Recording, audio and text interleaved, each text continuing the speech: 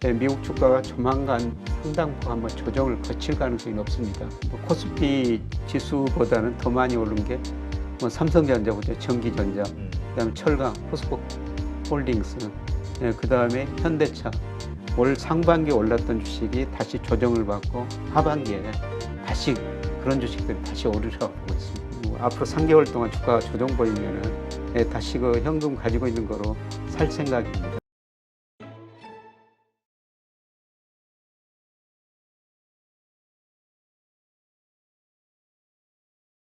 오늘 모신 분은 서강대학교 김영희 교수님입니다. 안녕하세요. 예, 안녕하십니까. 네, 참 요즘 이 부채 한도 협상 때문에 예. 시장이 하루하루 일희일비하는 게 연속이 되는 것 같아요. 예. 이제 뭐 다 타결된 것 같아가지고 합의가 된 것 같아서 끝난 줄 알았더니 또 하원에서 통과되냐 마냐 가지고 또 고민인 것 같고요. 예. 어떻습니까? 지금 현재 이 결과. 예, 현재까지 미국 그 대통령하고 그다음에 하원 의장 협의를 했습니다. 예, 그런데 일부가 강경파들이 공화당 쪽에서는 정부 부채 줄이는 게 너무 적다. 이런 이야기도 있습니다만은 전반적으로 오늘 저녁에 하원 통과 가능성은 높아 보입니다. 예, 그렇다고 저는 그 미국 경제를 보면서 왜 이런 문제가 발생했을까? 예, 미국의 부채가 너무 많다는 것입니다. 예, 그래서 대내 부채가 많은데요. 제가 이 그림을 한번 보시면은 우선 그 연방정부 부채인데요. 2011년 S&P라는 신용평가 회사가 부채가 많이 늘어난다고 이때 미국과 신용등급을 떨어뜨리면서 전 세계 글로벌 금융시장이 한번 충격을 받았지 않습니까? 네. 예, 그런데 그때보다도 지금 GDP 대비 연방정부 부채가 120%, 그때는 100% 이하였거든요. 아, 그래요? 예, 훨씬 더 높고요. 예, 그 다음에 순대부채라고 미국이 가지고 있는 해외 자산하고 그 다음에 외국인들이 가지고 있는 미국 가지고 있는 자산 이거를 뺀 게 순대부채인데요. 이것도 그때보다 훨씬 더 높았거든요.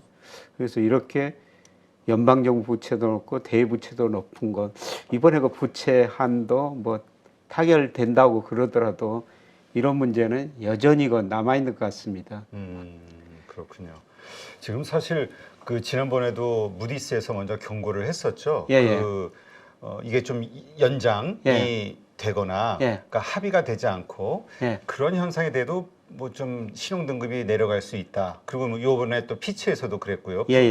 저 리스트에 올려놨고 그래서 이거 만약에 오늘 3개월 연장하는 이야기도 솔솔 나오니까 일단 현재 안은 놔두고 조금 시간을 보는 쪽으로 되면 어떻게 하지? 이런 걱정하시는 분들도 많이 있더라고요. 예, 저도 좀 걱정이 됩니다. 타결되더라도 여전히 부채 문제가 있고요. 또 일부 타결이 안 된다면은 아마 무디스 피치가 특히 피치가 경고해 놨지 않습니까? 예, 미국과 신용들 안정적에서 부정적 관찰 대상으로 이게 타결이 안 되고 부채 문제가 개선 안 되면은 신용 등급을 낮출 수가 있다는 겁니다. 예, 저는 그 가능성이 좀 충분히 있다고 지금 보고 있고요. 예, 그런데 타결되더라도 그러면 미 정부가 이제 국채를 발행해야 되지 않습니까? 그렇죠. 과연 이 국채를 누가 얼마나 사줄 것인가 좀 걱정이 돼요.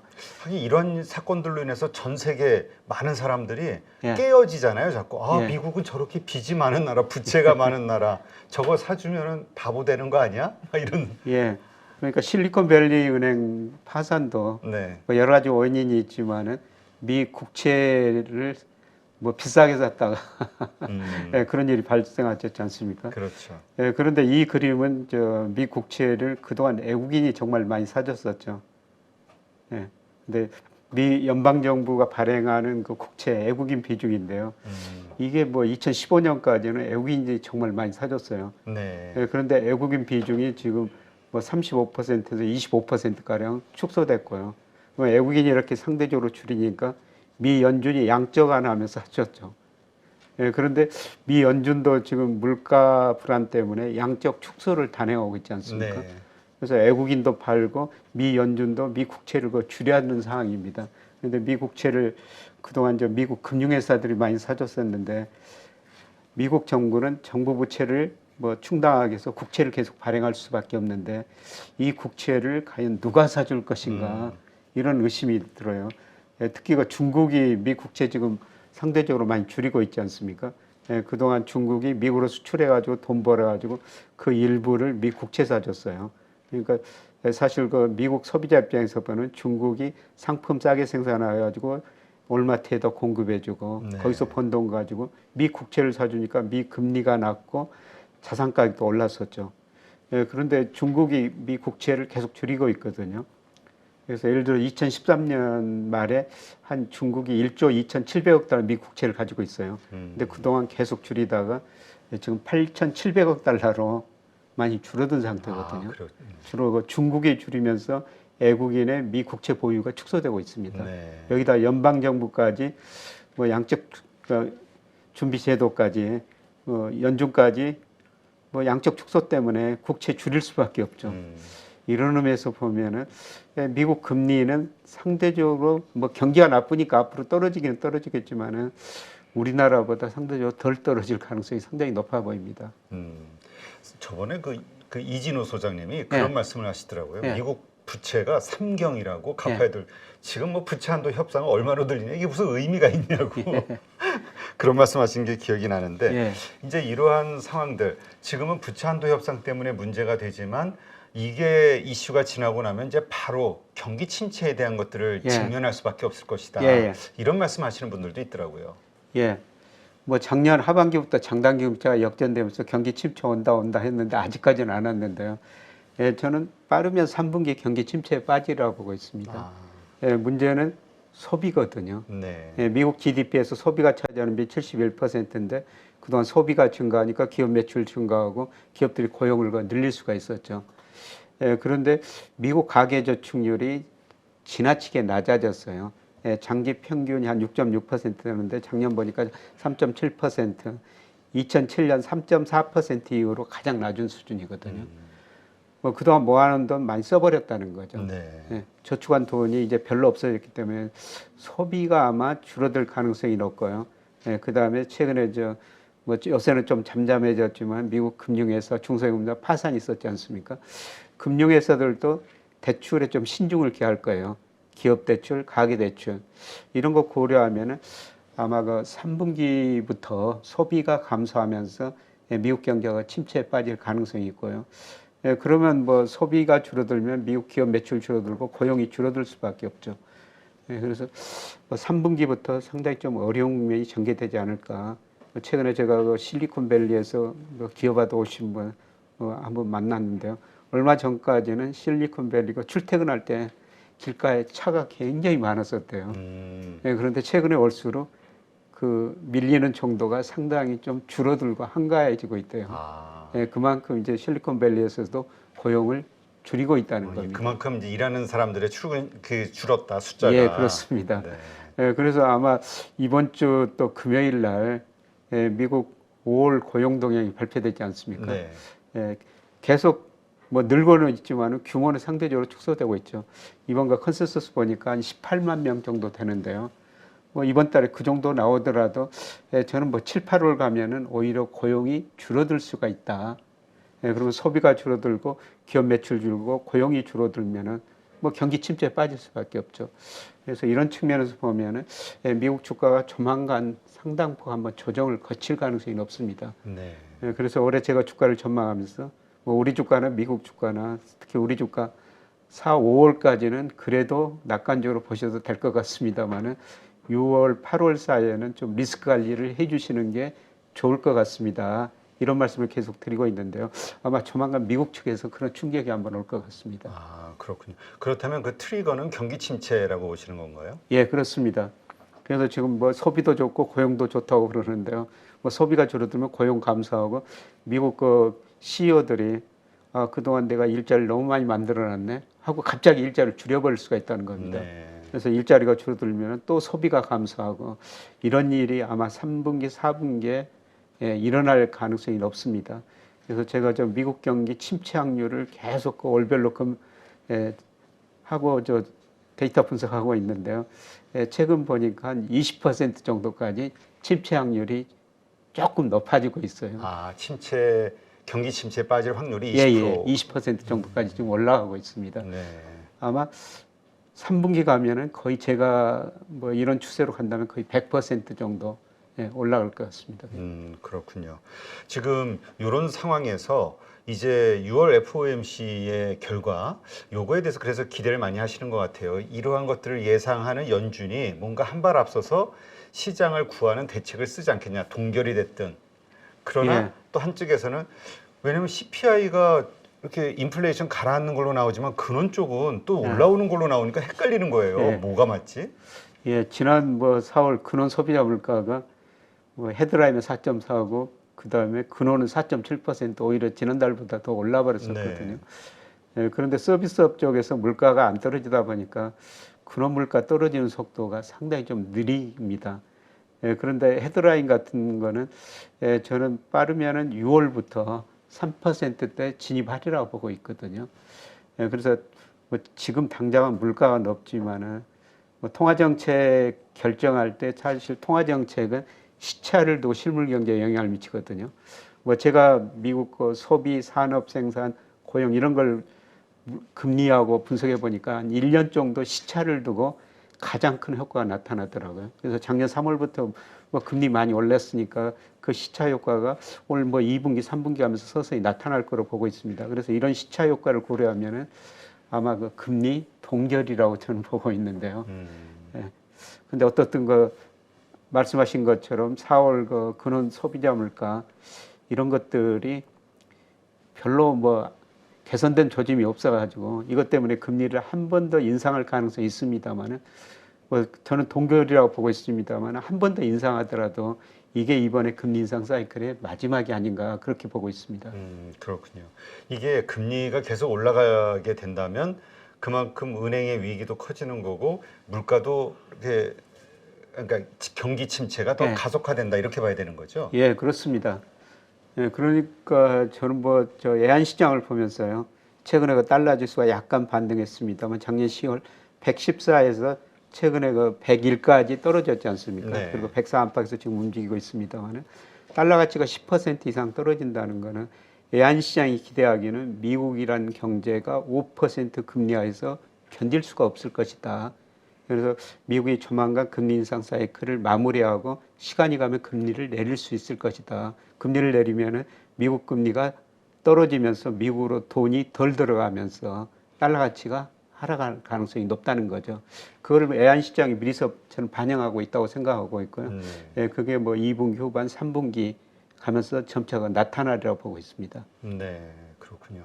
지금 미국의 은행 위기와 관련해서도 근데 연준이 한 번 더 올릴 수 있을까에 대해서 좀 부정적으로 보시는 분들 이야기 들어보면은 그 4,800개 미국 은행의 전체 자본 자산을 그냥 장부가를 그냥 현실화 시켜버리면 자본 잠식 95%가 자본 잠식인 상황이라고.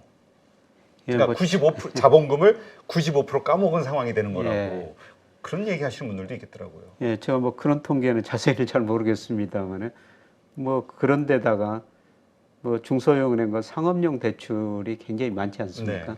근데 상업용 부동산은 이미 많이 떨어졌고 앞으로도 제가 보기에는 더 떨어질 것 같고요. 그런데 미국 그 중소형 은행의 대출 중 약 63%가 상업용 부동산 대출이더라고요.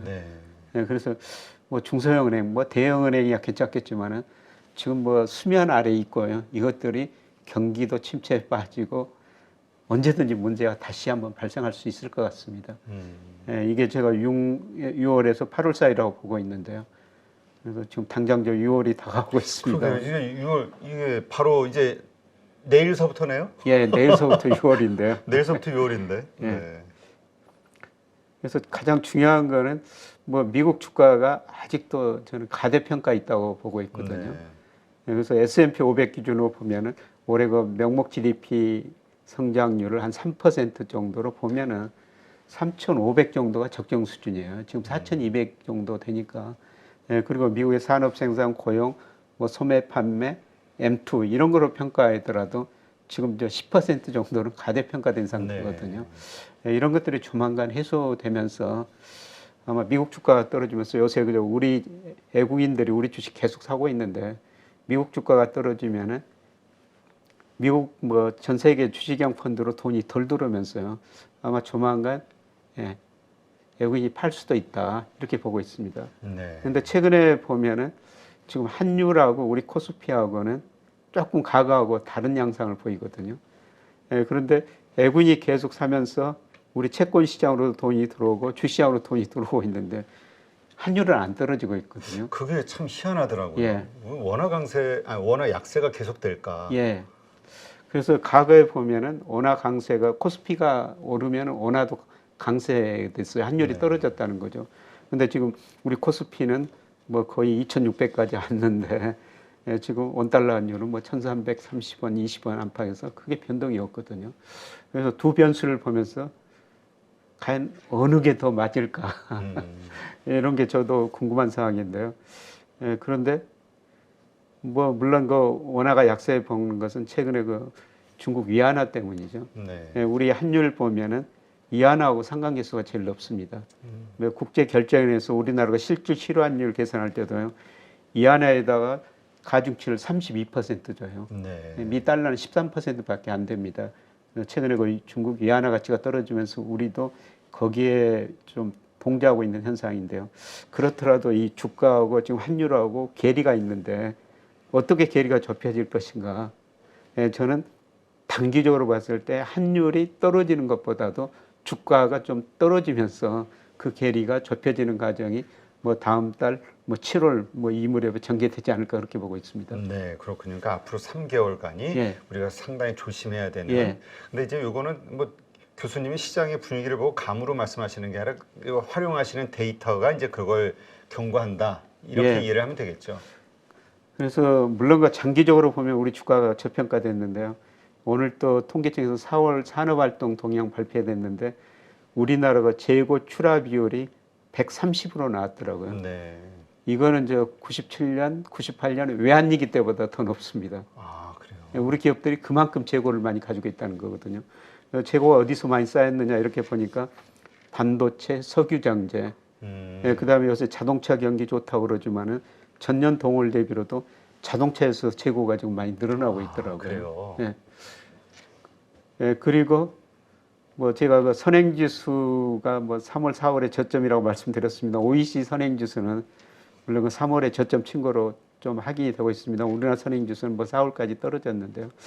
뭐 아직까지는 이런 경제 지표에 비해서 앞으로는 개선될 것이지만은 지나치게 주가가 조금 단기적으로는 이렇게 이쪽으로 거리가 벌어진 것 같습니다. 네.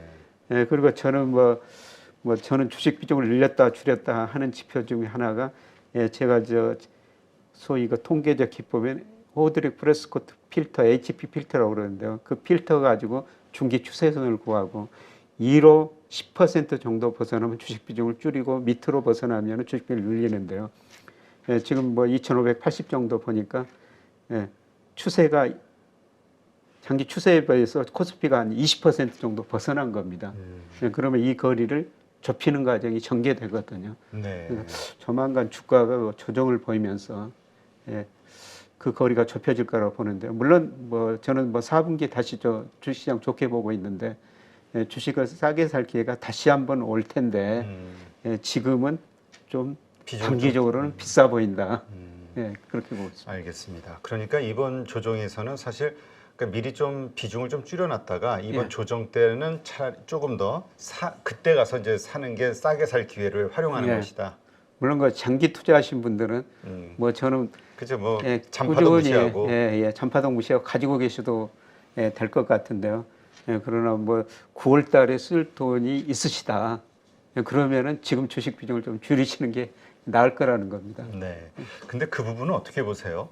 사실 되게 그 여러 가지로 올해 안 좋은 상황들이 펼쳐질 것이라고 미국에서도 많은 분들이 예상했었는데 챗GPT가 나오면서 그와 관련된 새로운 성장 동력이 된 역할을 예. 하면서 뭐 엔비디아 주가가 슈팅 나오고 이런 예. 걸로 그러니까 이제 좀 달라지지 않았냐 환경이. 예. 뭐 그런 환경 변화는 저도 인정하는데요. 그럼에도 불구하고 추세에서 지금 너무 벗어났다는 거죠. 엔비디아 같은 게. 그러니까 예를 들어 가지고 우리나라가 얼마 전에 2차 전지 네. 엄청 오르다가 지금 최근에 조정 보이고 있지 않습니까? 그렇죠. 예, 그런 것들이 장기적으로 상승 추세는 맞아요. 추세선은 맞은데 그 추세선에서 너무 2로 벗어났다가 지금 추세선에 접근하는 과정이라고 보는데요. 지금 미국의 나스닥 지수나 일부 말씀하신 그런 종목들이 상승 추세는 맞는데 그 추세에서 너무 위로 벗어났다는 겁니다. 예, 추세에 접근하는 과정이 앞으로 뭐 2, 3개월 동안 필요할 것 같습니다. 조정이 예, 예. 나올 것이다. 예. 네, 알겠습니다. 자, 그러면 이러한 미국에서 시작되는 충격에 의해서 이제 한국도 분명히 영향을 받을 수밖에 없을 것 같은데 요즘 이제 우리 무역 수지 뭐 13개월 연속 무역 적자니 뭐 이런 여러 가지 이야기들이 나오잖아요. 지금 한국의 경기 상황이 상당히 안 좋은 것 같아요. 예. 뭐 우리 경제 각 예측 기관들이 계속 성장률 전망치를 낮추고 있죠. 네. 예, 대표적으로 한국은행 경제 전망이 중요한데요. 왜 한국은행 경제 전망이 중요하냐면은 한국은행이 이거를 바탕으로 경제 전망을 바탕으로 통화 정책을 운용하거든요. 네. 예, 그런데 한국은행이 이거 3개월마다 경제 성장률 전망을 수정해서 발표하고 있지 않습니까? 네. 예, 그런데 이 그림에 나오고 있습니다만은 지난 거 2월에 전망할 때는 우리 경제 성장률이 1.6%인데요. 이번에 전망하면서 1.4%로 낮췄거든요. 뭐 내년 2.3%. 근데 물가는 3.5%로 유지했고요. 경상수 흑자폭도 좀 축소시켰어요. 예, 그런데 제가 보기에는 1.4% 성장하기도 올해는 좀 힘들 것 같습니다. 아, 지금 낮춘 게 1.4인데. 예. 그래서 지금 뭐 아이비들 보면은 이보다 더 낮게 전망하는데요. 저는 한 1.0% 안팎이라고 보고 있거든요. 아, 상당히 그럼 더 떨어지네요. 지금 예상했던 것보다. 예, 그렇습니다. 예, 그런데 그 GDP를 구성하는 소비, 투자, 정부 지출, 그 다음에 수출이 있는데요. 1, 4분기에는 소비가 증가하면서 우리 경제가 성장했습니다만은 지금 가계부채가 많기 때문에 최근에 보면은 오히려 우리나라 가계가 은행 대출을 좀 줄여가 하고 있거든요. 부채가 많기 때문에 뭐 돈 빌려 소비하고 투자할 여력이 별로 없다는 거죠. 그 다음에 우리 기업들이 지금 936조 현금성 자산 가지고 있는데요. 미래가 불확실하니까 투자를 안 늘리고 있습니다. 네. 그리고 수출이 물론 4분기 가면 좀 개선될 가능성이 있습니다만 뭐 크게 개선될 가능성은 없고요.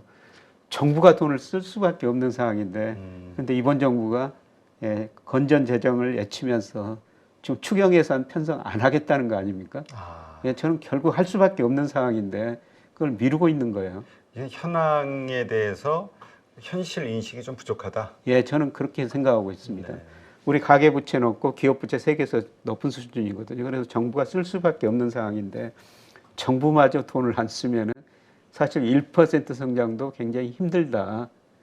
예, 그런데도 불구하고 올해 이렇게 경제가 나쁜데도 불구하고 주가는 올랐죠. 네. 연초 2,180까지 떨어졌다 2,600까지 올라가는데요. 예, 그거는 현재는 나쁘지만은 미래의 경기는 좀 개선될 것이다. 이게 주시장 이런 기대를 갖고 올랐는데요. 이 그림은 OECD가 발표하는 한국 선행지수고요. 예, 그 다음에 파란 선은 우리나라 통계청에서 발표하는 선행지수거든요. 네. 근데 OECD 한국 선행지수가 2011년 5월을 정점을 치고 계속 떨어졌어요. 이후로 주가도 많이 조정 보였죠. 근데 주가가 조금 선행합니다만은 OECD 한국 선행지수를 보니까 4월에 이게 조금 꼬리를 들었거든요. 예, 3월이 그 저점인 것 같습니다. 그리고 우리나라 통계청 선행지수는 뭐 상관관계를 분석해 보면은 OECD 한국 선행지수가 우리나라 통계청 선행지수에 비해서 한 1개월 정도 선행을 해요. 네. 예, 그러면 이게 그 4월이 저점이 아니었을까? 그러니까 선행지수가 저점을 친다는 거는 현재의 경기는 나쁘지만은 빠르면 올 4분기 늦어도 내년 어느 시점에서는 우리나라 경제 성장이 좀 올라간다는 거죠. 예, 그래서 한국은행도 올해 1.4인데 내년은 2.3% 성장 예상하는데요. 이게 주가가 미리서 선행지수 상승을 기대하고 올랐는데 최근에 선행지수가 이제 방향을 전환하는 이런 시점인 것 같습니다. 네. 그래서 사실 뭐 올해 경기는 나쁘다는데 왜 주가가 오르느냐? 현재 경기를 보고 주식 투자하면은 사실 돈 못 벌거든요. 그래서 그건 6개월 선행한다고 다들. 예, 뭐 6개월, 9개월 뭐 선행 기간에 따라 다릅니다만은 이 선행지수, OECD 선행지수가 뭐 추세적인 방향 전환이니까 이거는 좀 지켜봐야 되는데요.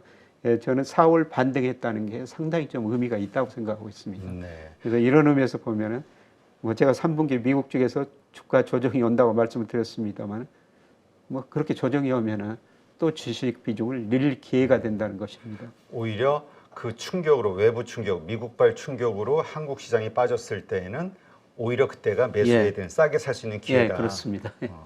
근데 사실 이 OECD 선행 지수가 말씀하신 대로 바닥을 짚고 턴하는 모습을 보인다는 것 때문에 보통 이럴 때 그 경기 민감주는 이럴 때 사야 된다. 반도체가 됐든 철강이나 화학이나 이런 얘기들 많이 하잖아요.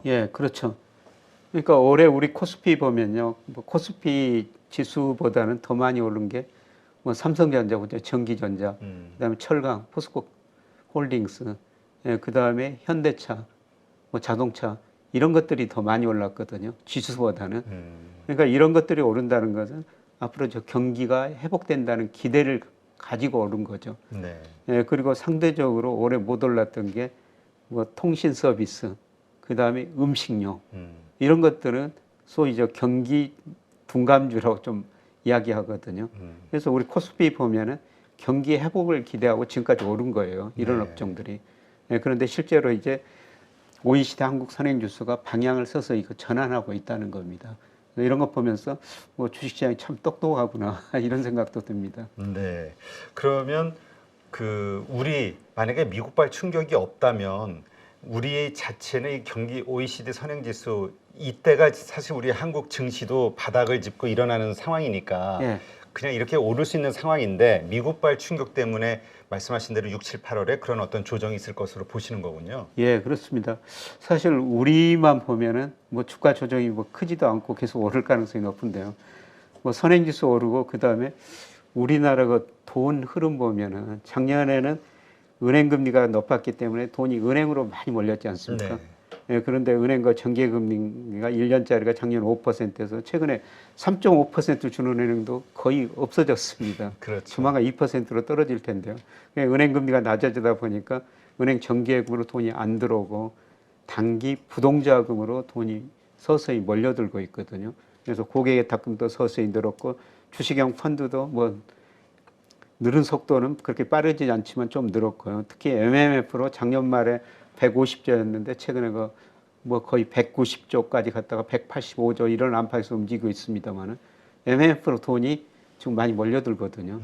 돈이라는 게 눈이 있어가지고 이런 돈들은 주식시장에서 수익률이 높다면은 주식시장을 언제든지 들어올 수 있는 자금들이죠. 뭐 부동산으로 갈 수가 있는데요. 뭐 아직 제가 보기에는 부동산은 조금 더 바닥은 남아 있는 것 같습니다. 그렇군요. 하여튼 이러한 현상들 때문에 한국 시장도 조정을 받을 것이다. 미국 시장은 이제 거품으로 인한 조정, 경기 침체로 인한 조정이고 우리는 미국의 조정을 받아서 우리도 조정. 그러나 그때는 매수의 조정이다. 근데 지금 우리 경기가 안 좋은 점을 말씀하셨는데 그래서 이제 한은도 이번에 3회 연속 금리 동결을 했잖아요. 이러한 것들이 어떤 좀 불쏘시개 역할을 해주지는 않을까요? 뭐 저는 금리 인상 사이클 뭐 이번 끝났다. 0.5%, 3.5%까지 올랐는데요. 물론 저 한은 총재가 기자 간담회를 하면서 뭐 금통위원 6분이 3.75%까지 생각하고 있다. 앞으로 한 번 더 돌릴 수 있다. 그러는데요. 저는 뭐 아까 말씀드렸습니다. 우리 경제 실제 GDP가 잠재 GDP 지금 밑돌고 있고, 그 다음에 물가 상승률이 빠르면은 아마 5월부터 2% 후반에 진입했을 것 같습니다. 우리 한국은 빨리 잡혔네요. 그러면. 물론 저 작년 그 5월, 6월 기저 효과도 있습니다만은 뭐 빠르면 5월, 늦어도 6월부터는 2% 후반에 진입하리라 보고 있고요. 뭐 4분기 가면은 2% 초중반까지 떨어지리라 보고 있습니다. 그래서 한은 총재가 물가 목표가 2%인데요. 거기에 갔을 것은 확실히 생길 때까지는 금리 안 내리겠다 그러는데 저는 뭐 4분기 가면은 물가 상승이 2% 초중반대로 떨어지고 뭐 경기 침체 이런 거로 보면은 4분기에 금리 인하할 수 있다고 지금 보고 있습니다.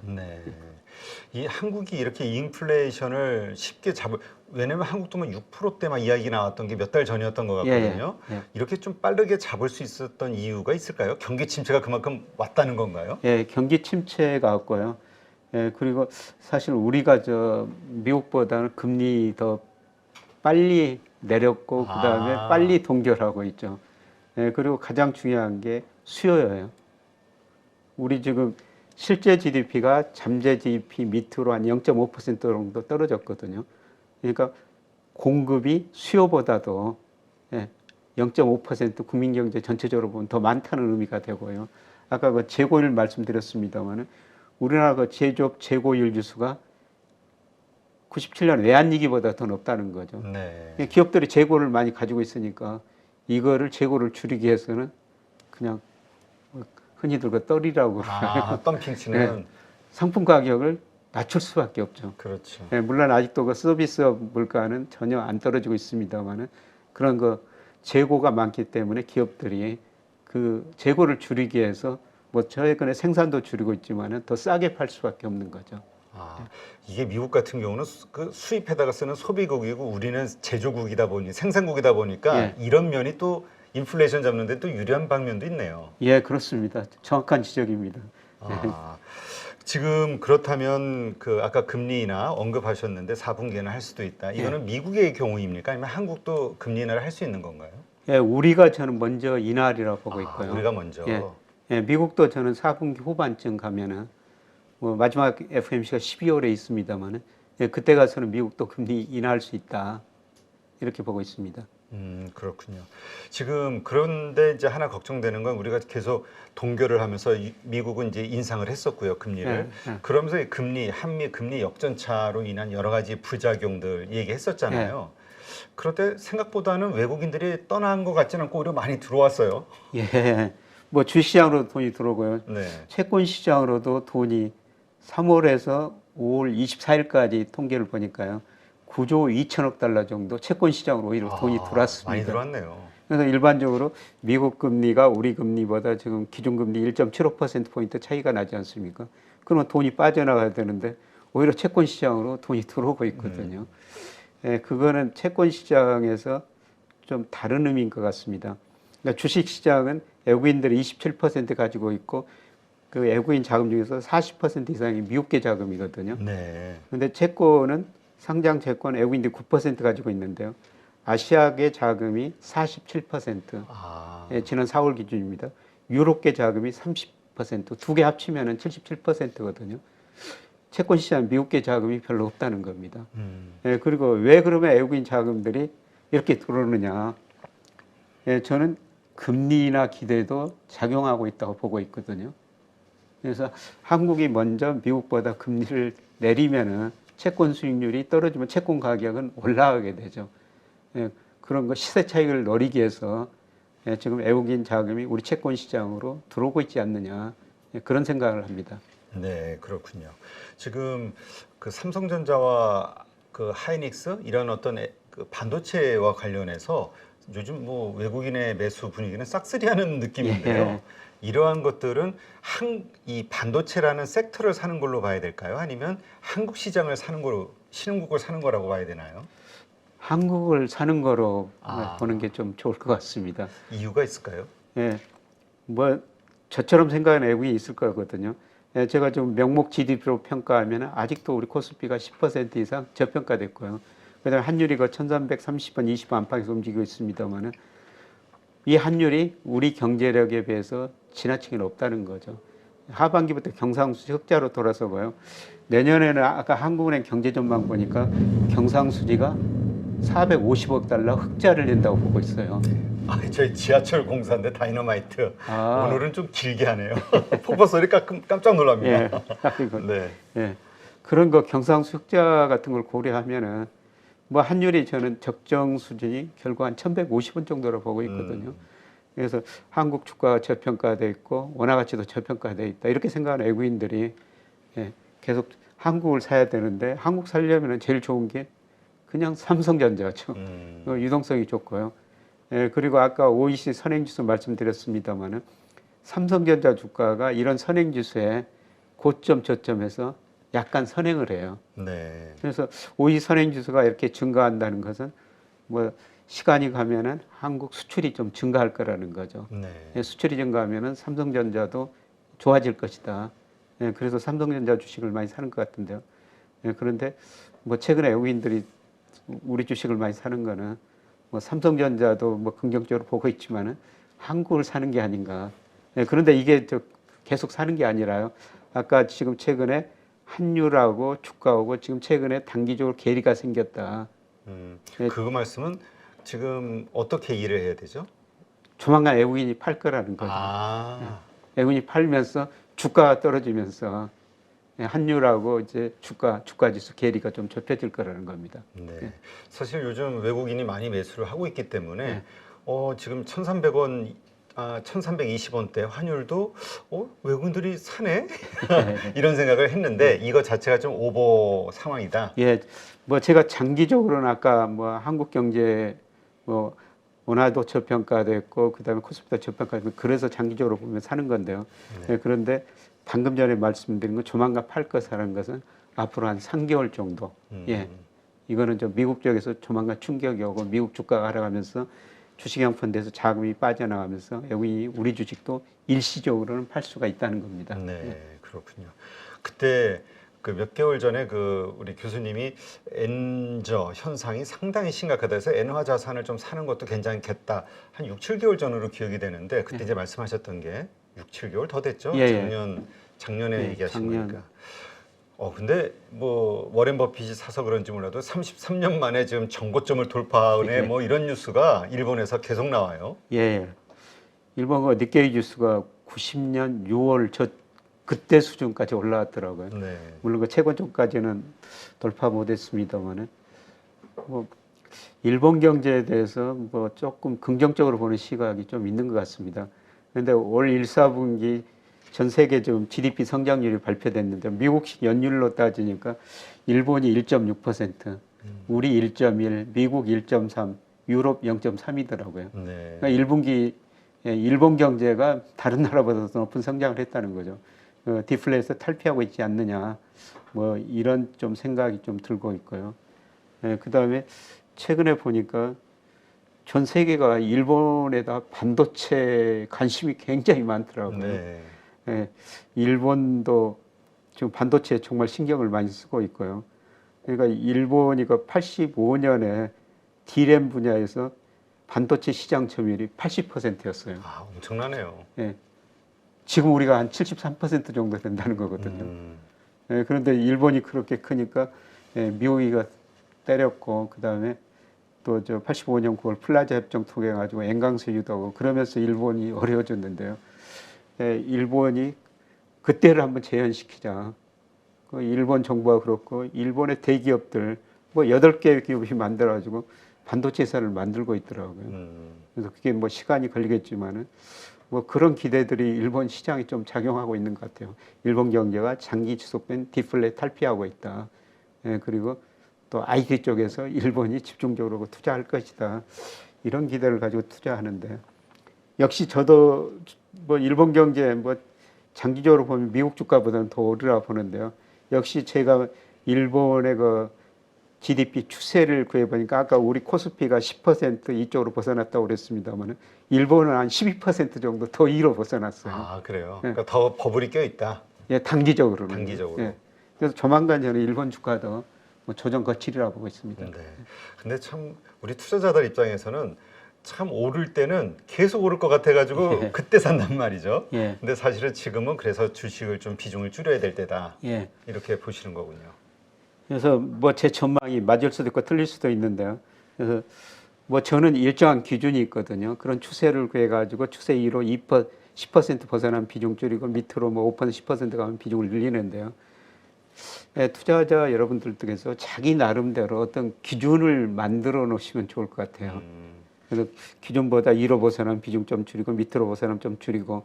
근데 그런 기준이 없으면은 요새 같이 이제 주가가 많이 오르니까 좀 높은 데서 사고 또 주가가 떨어지면은 낮은 데서 파실 수가 있거든요. 그래서 나름대로 어떤 기준을 마련하시고 투자하시면은 뭐 적정한 수익률, 리스크 관리도 잘 할 수 있지 않을까 그렇게 생각이 됩니다. 네.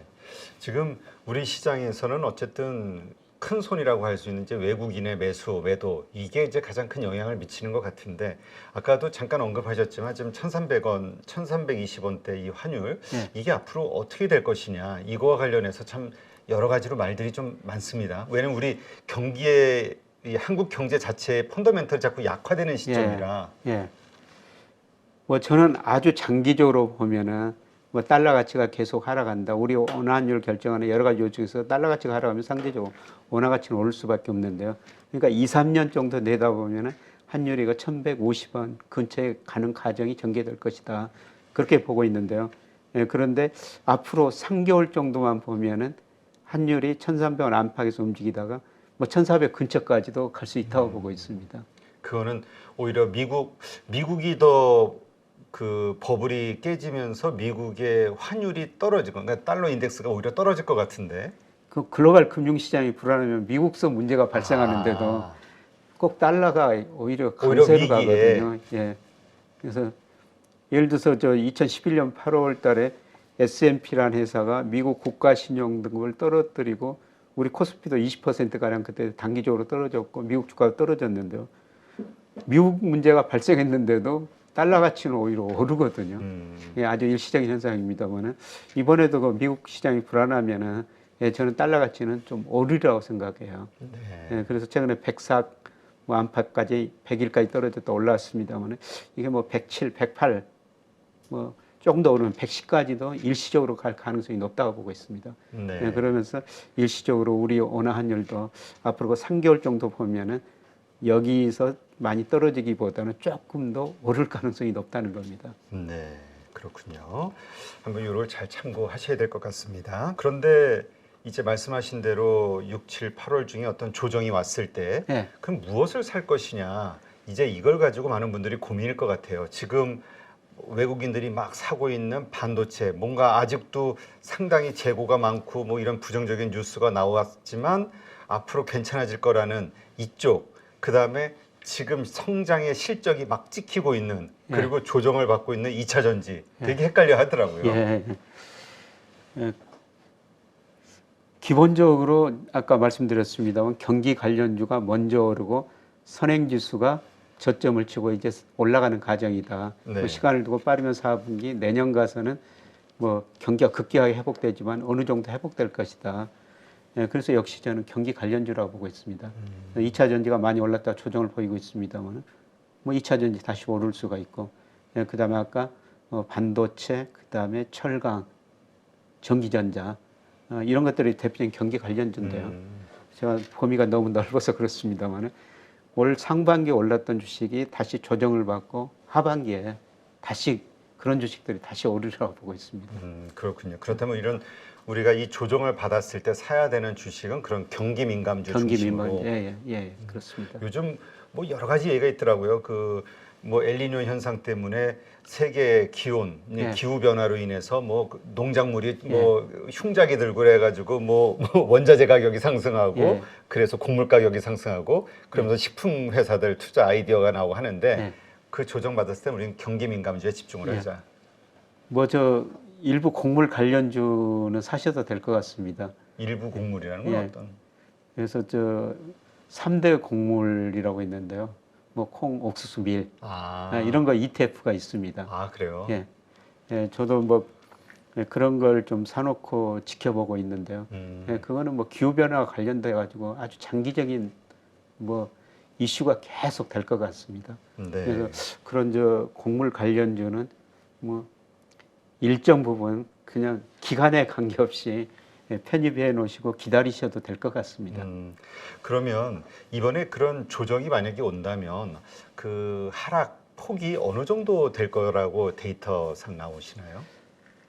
한 2,400 정도는 저는 한국은? 그 정도는 보고 있고요. 뭐 S&P 500 기준은 한 뭐 3,500. 미국 주가는 우리보다 상대적으로 더 많이 떨어지리라고 보고 있고요. 뭐 조금 뭐 비관적인 전망일 수가 있습니다만은 뭐 저는 2,400 안팎까지는 뭐 조정을 보일 수도 있다 그렇게 보고 있습니다. 네, 그렇군요. 그러한 것들을 감안하고 투자의 어떤 스케줄을 좀 잡아야 되겠군요. 원칙 같은 것을. 그런데 보통 지금 아까도 우리 전제로 그냥 반도체가 좋다라는 걸 말씀드렸지만 주가가 좋은 거지 사실 상황은 안 좋잖아요. 업황은.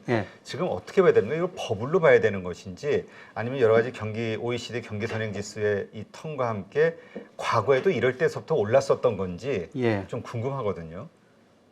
그러니까 선행 지수하고 삼성전자 주가를 단순히 비교해 보면요. 삼성전자 주가가 고점에서 좀 선행해오고 저점에서는 좀 더 선행했거든요. 근데 삼성전자 주가가 오르고 지금 우리 선행지수 오르는 과정이다. 예, 그리고 일부 그 반도체 관련 연구소 보니까 올 그 4분기부터는 반도체 수요가 공급을 넘어설 것이다. 뭐 이런 전망도 나오거든요. 네. 그래서 4분기는 저는 우리 그 수출 중에서 반도체 수출이 어느 정도 회복되고요. 또 대중 수출 비중이 좀 늘어나리라고 보고 있습니다. 미국 비중 물론 축소라고 보고 있습니다. 그래서 반도체 그동안 부진했던 중국으로 수출이 늘어나면서 4분기에는 약간의 무역 흑자를 내리라고 보고 있습니다. 이런 것들이 그동안 우리가 뭐 14개월 적자니 앞으로도 적자 계속 이야기하고 있는데요. 4분기 되면은 그런 우려가 좀 많이 감소하면서 무역 수지 흑자로 전환되면 역시 경기가 회복된다. 경기 관련주가 많이 오르라고 보고 있습니다. 얼마 전에 기재부 장관이 그 국회에서 질의응답하면서 4분기에는 좀 좋은 소식이 있을 것이다. 무역 수지에 이런 이야기를 하는 것 같은데, 뭐 제가 가지고 있는 모델도 예상해보면 4분기에는 물론 수출이 크게 증가하는 건 아닌데요. 반도체가 좀 개선되고, 그다음에 중국으로 수출이 개선되고, 그다음에 최근에 그 수입이 많이 감소하고 있거든요. 네. 뭐 수입이 감소하면서 뭐 축소 균형이라 할 수가 있습니다만은 뭐 흑자를 이루면서 무역 수지 흑자 나면은 상당히 저는 시장 분위기도 좀 달라지리라고 보고 있습니다. 그렇군요. 지금 근데 그 4분기 좋아질 거라는 건 이제 반도체가 턴하기 때문에 그게 큰 영향을 미칠 것이다. 이런 시각들이 많은 것 같더라고요. 근데 지금 뭐 반도체 60%가 중국 향이잖아요. 뭐 아세안, 뭐 홍콩 이런 쪽 다 포함해서 그러다 보니까 지금 미중 패권 전쟁 하에서 또 한중 관계도 좀 어려워지고 있고 앞으로 펀더멘털적으로 우리가 중국 쪽의 수출이 상당히 좀 줄어들면서 이게 우리 경제 위기의 하나의 트리거가 되지 않겠냐 이런 시각들도 있거든요. 예, 맞습니다. 뭐 중국으로는 계속 그 수출 비중이 한때 2020년에 26%까지 갔다가 작년에 24%로 떨어졌고요. 올해 더 많이 떨어지고 있습니다만은 뭐 앞으로 중국 비중은 계속 늘어나기는 힘들 것 같습니다. 그러나 아직 중국이 우리만큼 좋은 반도체 못 만들거든요. 어쩔 수 없이 수입에 갈 수밖에 없다. 그리고 중국보다는 저는 다른 아시아 시장을 더 보고 있는데요. 뭐 인도 비중 수출이 우리 차지하는 비중이 3%밖에 안 되는데 인도서 꾸준히 늘어나리라고 보고 있고요. 더 중요한 지역은 아세안 지역이에요. 아세안 수출 비중 2000년에 10%인데 작년에 18%까지 늘어났거든요. 그래서 중국 비중 감소를 인도나 아세안에서 채울 수가 있다. 이런 의미에서 보면은 조금 뭐 중국 때문에 뭐 어렵기는 어렵지만은 그래도 인도나 아세안 시장에서 좀 희망을 찾을 수는 있을 것 같습니다. 네, 그렇군요. 그렇다면 우리가 거기가 답이 그쪽에 있다 그러면 그냥 정말 죽어라 그쪽으로 막 뭔가 돌진하는 뭔가 나와야겠군요. 움직임이. 우리 기업들도 그쪽으로 지금 진출을 좀 많이 늘리고 있는 것 같습니다. 네, 알겠습니다. 지금 그 아까 부동산에 대해서도 좀 말씀을 주셨는데 지금 이제 금리 동결하고 하반기에 금리 인하할 것으로 예상하시잖아요. 그러다 보니까 그동안 그 뭐 연끌족들 해가지고 뭐 엄청난 고금리에 대한 압박감 이런 것들로 힘들어하셨던 분들이 조금씩 요새 완화가 되는 분위기잖아요. 금리가 좀 낮아지면 시장 금리가 낮아지면서 그러다 보니까 이거 부동산 지금이 바닥 아니냐 다시 올라가지 않겠냐라고 보는 시각들이 있는데 아까 더 떨어질 것 같다 말씀하셔서 왜 그렇게 생각하시는지 좀 궁금합니다. 우선 제가 저 부동산 가격을 그동안 이야기하면서 가감하게 많이 떨어진다 이런 이야기를 많이 말씀드렸는데요. 그런데 사실 많이 떨어졌습니다. 근데 제가 부동산 통계를 보면서 요새 정말 헷갈리고 있는데요. 우리나라에서 뭐 부동산 통계, 집값 통계를 KB 국민은행하고 한국 부동산원 두 군데서 발표하거든요. 근데 두 개의 격차가 너무 커요. 아, 어느 쪽을 믿어야 되냐? 지금 한국 부동산원 제가 그동안 KB 국민은행 통계만 보고 집값이 아직도 지나치게 가대평가돼서 더 떨어져야 된다. 이런 주장을 계속 해왔습니다만은 그 한국 부동산원 통계를 보니까 많이 떨어졌어요. 어떤 차이, 얼만큼의 차이가 있나요? 둘이? 예를 들어 가지고 지금 그 PIR, 뭐 PRR 이런 거로 평가 보면요. KB 국민은행 제가 통계 가지고 분석하면 한 20% 지금도 집값이 가대평가가 돼 있어요. 중국 집값이. 그런데 한국 부동산원 통계를 보니까요. 거의 저평가가 다 해소돼 버렸습니다. 아, 그래요? 예. 특히 그 지역별로 다른데요. 대구 지역 같은 거는 아파트 가격을 보니까 2018년부터 집값이 많이 오르기 시작했거든요. 예, 그런데 대구 지역 아파트는 오히려 한국 부동산원 기준으로 보니까 2018년보다 지금 집값이 더 낮아졌어요. 아, 그래요? 예. 그래서 어떤 통계를 믿어야 될 것인가. 물론 통계 집계 방식이 약간 그 차이가 있습니다.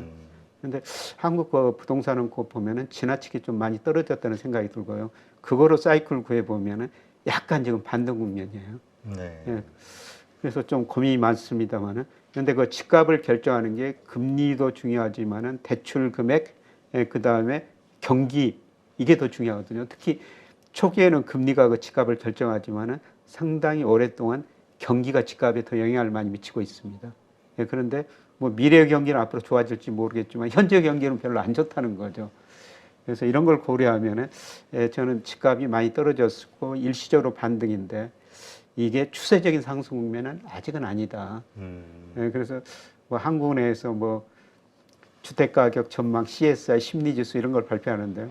뭐 그런 거 선행지수로 고려하면은 아마 내년 상반기 무렵이 전국 평균으로 집값이 저점이 아닐까 그렇게 생각합니다. 네, 그렇군요. 그러면 이게 언제 오를지는 모르겠으나 그래도 많이 빠진 상황은 뭐 맞다. 예. 이 정도로 이해를 하면 되겠군요. 예. 그래서 최근에 제가 뭐 일부 제가 부동산 현장 경험 이야기도 좀 들어야하기 때문에 몇 분 뭐 현장에 있는 분들 이야기를 좀 들어봤어요. 예, 최근에 좀 부동산 거래량이 많이 늘어났지 않습니까? 네. 그래서 저점을 찾지 않느냐. 그런데 최근에 거래량이 늘어나는 거는 급매물이 다 소화됐다는 거죠. 실수요자들이 집을 살려고 그동안 대기하고 있었는데 급매물이 나오니까 그걸 다 사들였다는 것이죠. 네. 예, 그래서 거래도 늘어나고 집값이 좀 안정됐는데요. 지금 상황은 어떤 상황이냐면은 집을 팔려는 사람하고 살려는 사람하고 가격 격차가 크다는 겁니다. 예, 집을 살려는 사람들은 이제 오른다고 생각하고 싸게 안 내놓고 예, 집을 살려는 사람들은 뭐 아직도 비싸게 안 살려고 그런다는 겁니다. 이 가격 차이가 좁혀져야 된다는 거죠. 예, 그러면 누가 가격을 더 내리고 올리느냐. 예, 저는 최근에 경기 상황을 뭐 보면은 팔려는 사람이 조금 더 낮춰야지 팔릴 거로 보고 있거든요. 네. 예, 그래서 이런 거 보면은 예, 조금 더 좀 하락할 가능성이 좀 높다고 보고 있습니다. 아, 그렇군요. 그러니까 많이 빠졌지만 그래도 아직 하락할 가능성이 있다. 근데 요즘은 이게 말씀 이렇게 들어보니까 부동산원보다는 민간의 통계 데이터를 더 신뢰하시는 분위기던데요. 예, 근데 KB 표본이요 한국 부동산원보다 한 2,000개가 더 많더라고요.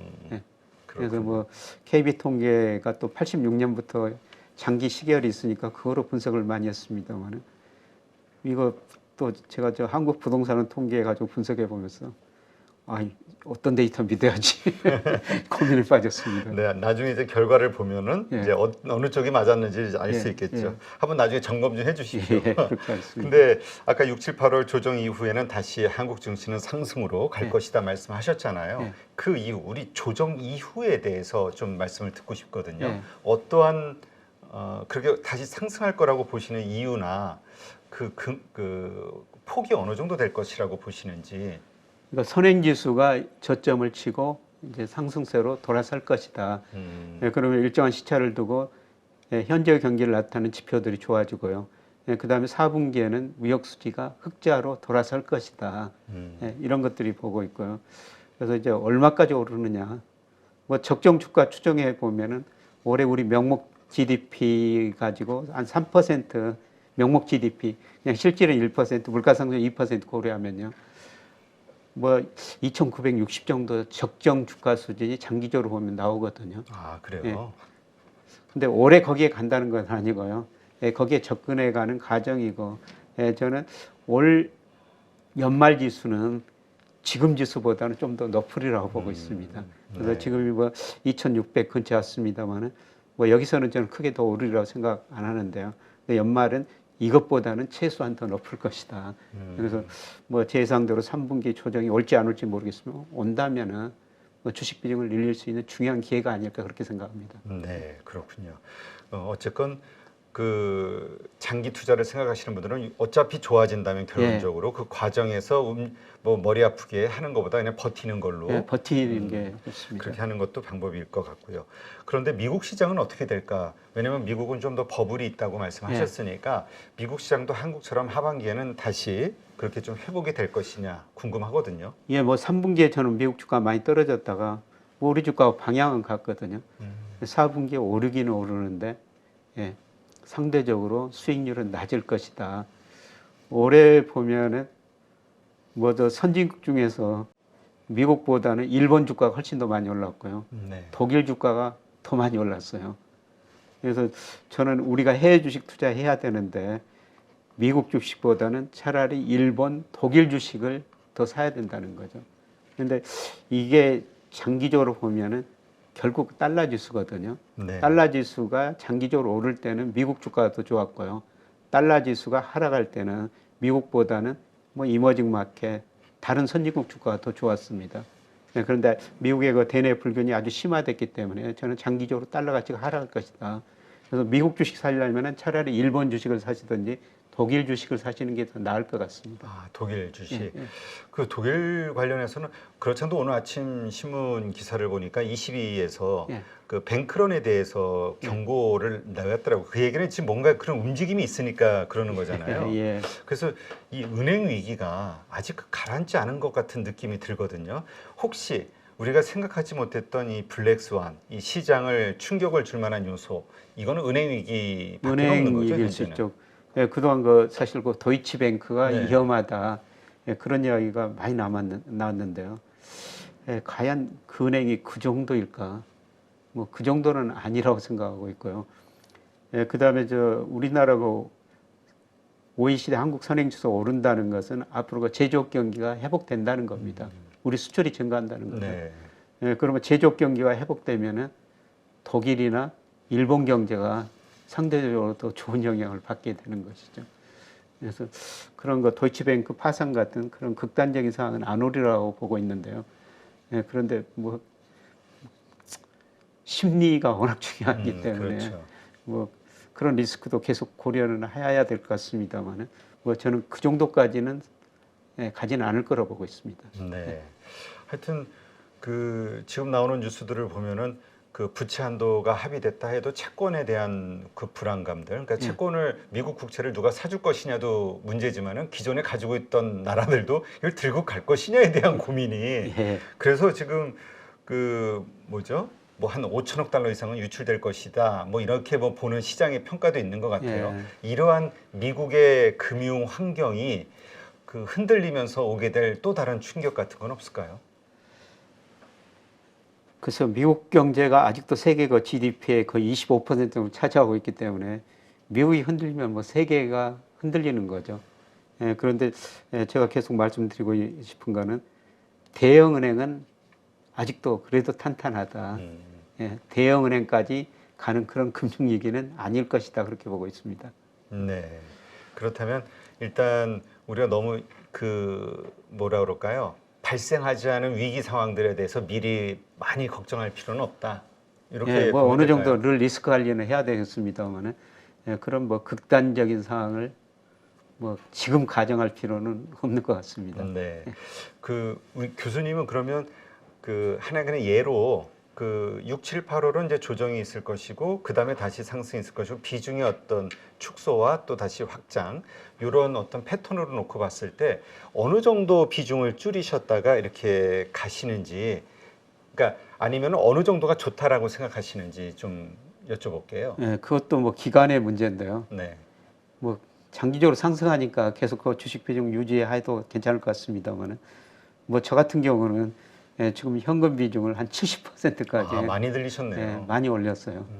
뭐 제가 많이 늘린 거는 올해 제 목표 수익률을 이미 달성했고 그래서 좀 리스크 관리에 들어갔고요.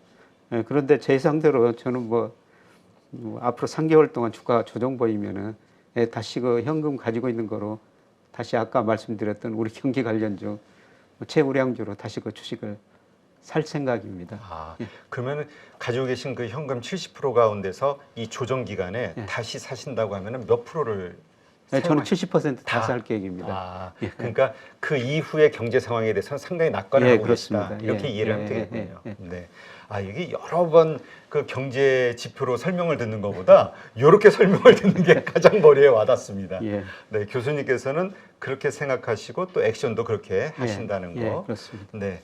물론 이제 결과가 다를 수도 있습니다만 그거는 그렇습니다. 그럴 때는 또 왜 달라졌는지에 대한 이유를 분석하는 게 이제 우리의 실력이 늘어가는 그렇습니다. 네, 이 계기가 되겠죠.